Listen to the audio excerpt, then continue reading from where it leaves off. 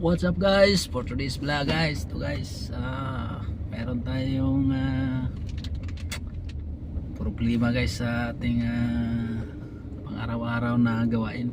Kaya apektado yung ating pagbablog guys, no?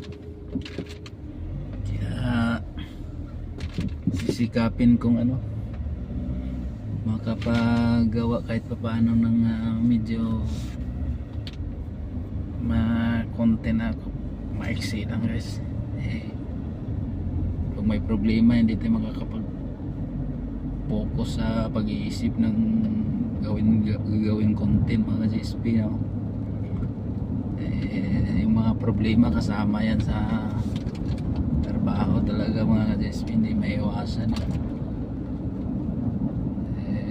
Sabagay na natin yan, na naintindihan natin yan yung mga ganyang bagay kasi lahat mayroon talagang ganon.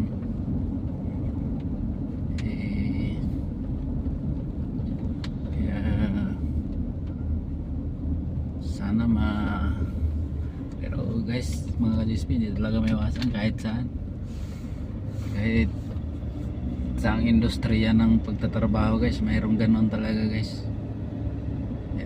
Kahit sa mga politician mayroong yung ganyan kaya na lang yung mga problema, no? Isang tabi na lang, wala na tayong mapapala dyan, wala tayong makukuhang magandang dyan, magdudulot lang yan sa ng pag-iisip natin, no? Minsan guys, pag may kasama tayong mga medyo naghihikahos pag-iisip guys, kaya intindihin na lang natin. So tayo nakakaintindi naman, importante na madali tayo makakaintindi sa mga kasama natin naghihikahos sa pag-iisip. Hindi lang naghihikahos sa pag-iisip, naghihikahos pati sa mga bagay-bagay na wala namang kwenta. Saya sana ng buhay kung hindi ganun, kung sa English pa, watch and learn yourself, ganun sana mga GSP, no? Napakasaya pakiramdam ako, ganun ako guys, hindi ko tinitingnan yung mga kasamahan ko trabaho, hindi ko pinakikialaman yung ano nila, hindi, kasi ang lagi kong tinitingnan yung sarili ko, yung ginagawa ko, kung paano ko i-improve yung sarili ko. Ganun lang ako mga ka-GSP. So yung ibang mga kasama natin medyo hindi ko alam kung bakit, anong gusto nila, yung mindset nilang mali. Wala naman silang mapapala dyan, wala silang mapapalang points mga ka-GSP. Yan ang problema. So hindi na natin mabago yan guys, gawa ng medyo may edad na tayo. Okay lang kung may bata pa, siguro mayroong tawag niyan yung pagbabago, mayroong pwedeng mabagbabaguhin, ganun lang yun. Mahirap na guys, kaya konting intindi lang talaga sa ganung bagay. Siyempre kaintindi tayo, ibigay na natin sa kanila. Kumbaga tawagan sa English, step back, relax na lang tayo, ganun lang kami guys, ganun lang style ko, kasi ganun talaga may problema kaintindi, tawanan na lang problema. Kasi kung yung nagkaganon guys, hindi maiwasan talaga, intindihin natin, apektado lahat, pati trabaho, pati walang magandang pag-iisip. Saka hindi ka makapag-isip ng maganda kung anong dapat gawin, wala na, andoon yung isip mo sa mga ganyang bagay na walang kwenta-kwenta mga GSP, no? So yan ang guys, yan ang problema talaga. Okay lang sana kung may salitang ganyan na hindi yung mga negative tapos mawala, tuloy-tuloy, hindi mawala sa isip, wala, talagang naiipon, tapos nadidibdib sa iba yung hindi kakayanin, wala nang mayari, talagang aalis na lang sa trabaho. So yan ganyan na normal na yan guys, kasi lahat ng industriya ng trabaho, lahat mayroong ganun. Kaya yung kawawa lang guys, yung medyo hindi mahina yung loob, hindi nakakaintindi, yan ang ano eh.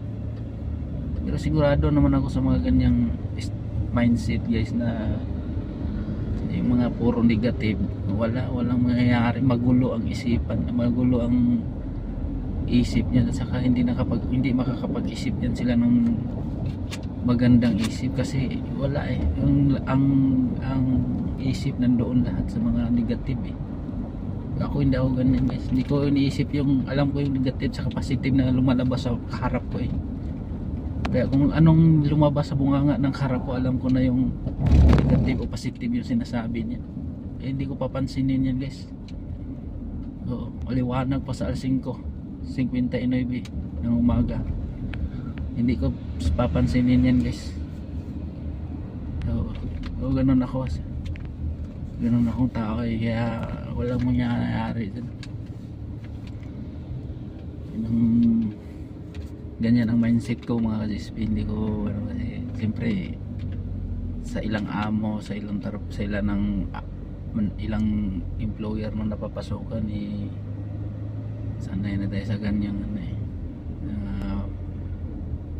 mga walang pintang bagay, hindi dapat ano pansinin. Kaya lang siyempre iba ako, iba sila, iba-iba tayong talento, iba-iba tayong dala-dala ng iba-ibang mindset natin, di ba? Yung iba pag ganyan eh, wala tayong magawa, talagang ganon yung ano nila eh.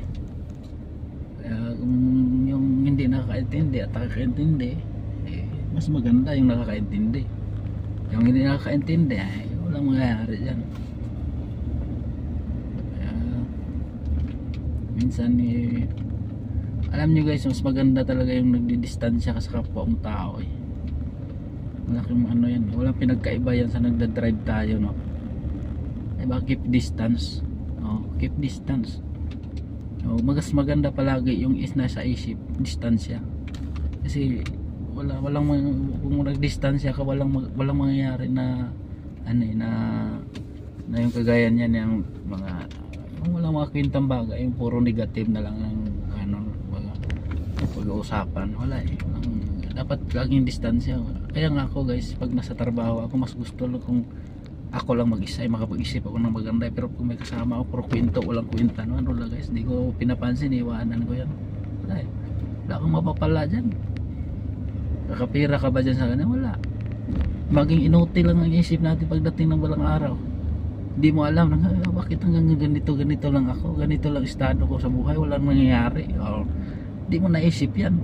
Maisip mo yan pag matandaan. Kung maisip mo pag matanda ka na, ngayon kung hindi hanggang dyan ka na lang talaga, di ba mga isipin?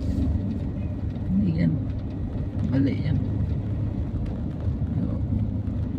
Hindi ako ganun. Kaya pag mga alam ko yung mga pag-usap-usapan na negative, sorry, hindi ko papansinin yan. Ako papansinin ko, wala naman ako pala dyan. Magkakaroon ba ako ng points yan? Mayroon bang pumapasok sa bulsa ko ng 5 butas? Wala naman eh. Ba't ko papansinin yan? Diba? Ang mga ka-GSP, ano lang mindset ko eh. Wala ko, hindi, sorry. Pag ano eh, ba't wala naman ako mapala? Ba't aanoin ko yan? Diba? Ganun ako. Pero sa ibang bagay, kung makikijoin kayo guys, huwag lang yung mga negative. Ayaw ko niyan. Wala akong panahon dyan sa mga negative na mindset guys. Kaya yan ang ayaw ko talaga sa buhay ko ng ganyan. Kaya walang mangyayari dyan. Mag-isip na lang ako mabuti kung anong ikakabuti sa may sarili, kaysa ganyan mag-isip ng negative na wala namang pinta-pinta. Kaya guys, ayun lang guys, share ko lang yung aking mga problema araw-araw eh, sa pakikihalubilo sa mga kapwa natin, mga people na mga tawagin ko na lang silang mga famous people in the world. Yan ang ano eh, famous people in the world ang tawag ko dyan, yung mga ganyang tao. Siyempre tayong nakakaintindi, di ba? Eh, kawanan lang natin kasi nakakaintindi naman tayo eh. Hindi na natin yan magalit, hindi. Babayaan natin eh. Kung anong gusto mo, ano, ay wala tayong magawa. Ganyan na talaga, di ba? Ayun naman kasi, bye-bye. Kasi dito na ako sa ano. Malapit na tayo sa ating pinagbabawal na kalsada na mag ano ng hawak ng cellphone guys. Bye-bye.